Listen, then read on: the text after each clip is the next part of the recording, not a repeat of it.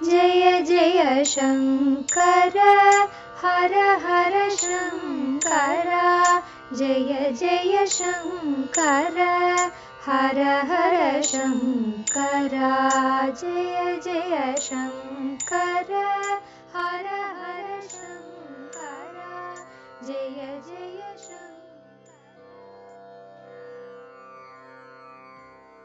ஸ்ரீ சங்கர சரிதம் தெய்வத்தின் குரல் 5ஆம் பாகம்.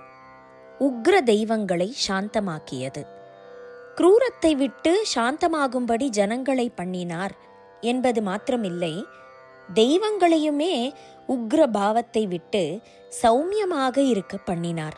அந்த காலத்தில் என்ன ஆயிருந்ததென்றால், அங்கங்கே சாநித்தியமாகி இருந்த தெய்வ சக்திகளில் சிலதே இப்படி ஜனங்கள் அனாதி காலமாக இருந்து வந்திருக்கும் தர்ம வழிகளை விட்டுவிட்டு கண்ணை மூடிக்கொண்டு தப்பில் போக ஆரம்பித்து விட்டார்களே என்று கோபம் கொண்டிருந்தன. தப்புக்கு தண்டிக்கவும் வேண்டியதுதானே. அதனால் சில மகாஷேத்திரங்களில் கூட அன்புக்கே உருவமான தாய் தெய்வமான அம்பாள் மூர்த்தங்களே கூட உக்ர கலைகளோடு இருக்க ஆரம்பித்தன. அப்போது குரூரமான உபாசனாக்காரர்கள் அந்த ஆலயங்களை கைப்பற்றி தங்கள் ஆதிக்கத்தில் கொண்டு வந்தார்கள். இங்கே எல்லாம் அந்த பூஞ்சை பிராமண ஆண்டி போனார். அவருடைய மகிமை தெரிய வேண்டும் என்றேதான் ஒருவேளை அந்த தெய்வங்கள் உக்ரம் மாதிரி இருந்து கொண்டிருந்தனவோ என்னவோ.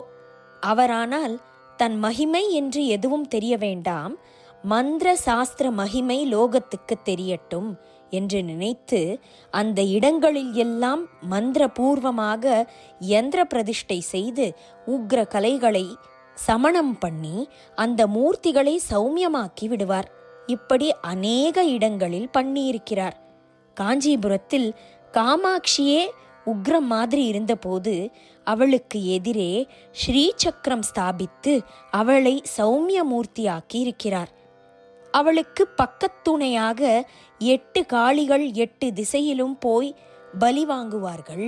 அந்த 8 பேரையும் அந்த ஸ்ரீயந்திரத்தின் எல்லை சுற்றிலேயே அடக்கி போட்டார்.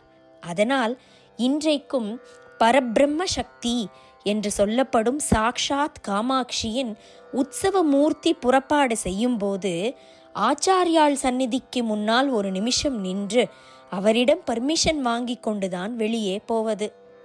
ஜம்புகேஸ்வரத்தில், அதாவது திருவாணிக்காவல் அகிலாண்டேஸ்வரியின் உக்ர கலைகளை சக்கர ரூபமான தாடங்கங்களில் அடக்கி அவளுக்கே கர்ணபூஷணமாக சார்த்தி அலங்காரம் செய்துவிட்டார். கொல்லூரில் மூகாம்பிகை, அசாமில் காமாக்கியா என்றிப்படி பல கதைகள் இருக்கின்றன. காமாக்கியா விஷயமாக ஜனங்களின் மனசு நுட்பம் தெரிந்து என்ன செய்தார் என்றால், காட்டுவாசிகளாக மலைவாசிகளாக இருக்கிற இவர்களுக்கு ஒரே சௌமியமாக ஆராதனையை சொன்னால் ஏற்காது. இவளை அடியோடு விட்டுவிட்டு வேறே பிம்பம் வைத்துக்கொண்டு பழைய குரூர உபாசனையையே தொடர்வார்கள் என்று நினைத்தார். அதோடு கூட லோகம் என்றால் நல்லதோடு கெட்டதும் சேர்ந்திருக்கும் தானே. அப்படி உக்ர சக்திகளும் உண்டுதான். அவற்றையும் கொஞ்சம் பிரீதிப்படுத்த வேண்டியதுதான் என்று நினைத்தார். அதனால் ரொம்பவும் குரூரமாகவும் அப்பட்ட வாமாச்சாரமாகவும் இருந்த உபாசனையை அங்கே ஓரளவு அப்படி இருந்துவிட்டு போகட்டும் என்று தனித்து கொடுத்தார். மெட்ராஸ் திருவொற்றியூரில் கூட திரிபுர சுந்தரியாக, அதாவது வடிவுடை அம்மனாக அம்பாளை சௌமியமாக்கியது ஆச்சாரியாள்தான். இங்கே உக்ர சக்தியை கிணற்றில் அடக்கினார். வருஷத்தில் ஒரு நாள் அதற்கும் பூஜை பண்ணும்படி ஏற்பாடு செய்தார். வட்டப்பாறையம்மன் சந்நிதி அதுதான். ஆச்சாரியாள் எல்லா ஆலயங்களுக்கும் க்ஷேத்ராடனம் செய்தவர்தான் என்றாலும் இம்மாதிரி அவருடைய விசேஷ சம்பந்தம் உள்ள சந்நிதிகளில் வைதிக பூஜையே நடக்கும். அதாவது வேதத்திற்கு விரோதம் இல்லாவிட்டாலும் வேதத்தில் சொல்லாததாக அநேகம் உள்ள ஆகம பூஜையாயில்லாமல் வேத அடிப்படை பூர்ணமாக உள்ளதான பூஜை முறை நடக்கும். பூஜகர்களும் ஆதி சைவர்கள், அதாவது குருக்கள் முதலான ஆகம தீட்சைக்காரர்களாக இல்லாமல் வைதிக தீட்சை பெற்ற ஸ்மார்த்த பிராமணர்களாக இருப்பார்கள். ஆச்சாரங்களை காப்பதில் ரொம்பவும் தீவிரமானவர்கள் நம்பூதிரிமார்களே. ஆதலால் சில இடங்களில் அவர்களையே பரம்பரை பூஜகர்களாக ஆச்சாரியால் நியமித்து இன்றைக்கும் அப்படியே நடந்து வருகிறது. திருவொற்றியூரிலேயே நம்பூதிரி உண்டு. இமயமலையில் பதரி நாராயணர் ஆலயத்தில் ராவல் என்று ராஜமரியாதையுடன் நடத்தப்படும் பூஜகரும் நம்பூதிரிதான். உக்ர சமணத்துக்காகத்தான் என்றில்லாமல் பொதுவாகவே மங்கி கிடந்த சாநித்தியம் புது சக்தியுடன் பிரகாசிப்பதற்காக அநேக கஷேத்திரங்களில் யந்திர ஸ்தாபனம் செய்திருக்கிறார்.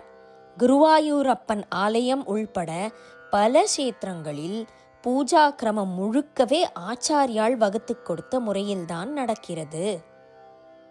ஜெய ஜெய சங்கர, ஹரஹர சங்கர, மகா பெரியவா சரணம். ஜெய ஜெய சங்கர, ஹர ஹர சங்கர, ஜெய ஜெய சங்கர, ஹர ஹர சங்கர, ஜெய ஜெய சங்கர, ஹர ஹர சங்கர.